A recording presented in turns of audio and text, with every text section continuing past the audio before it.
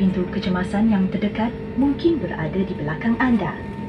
Sekiranya berlaku pendaratan kecemasan di permukaan air, rakit keselamatan ada terdapat di semua pintu kecemasan kecuali pintu B. Semasa kecemasan, tinggalkan barang-barang anda apabila keluar dari pesawat. Jika terdapat asap, tunduk dan gunakan lampu di lantai sebagai panduan ke pintu yang terdekat. Risalah keselamatan ini ada terdapat di dalam saku tempat duduk di hadapan anda. Sila baca dengan teliti.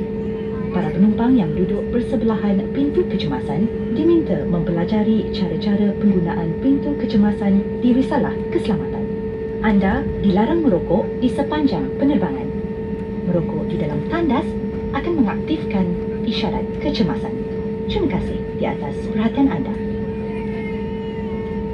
Laba maaf penting jika tekanan laba kabin rendah, tanggalkan pelitup muka sebelum menyaruh corong oksigen. This is the departure announcement. In case of loss of cabin pressure, you must remove your face mask first before using the cabin oxygen mask.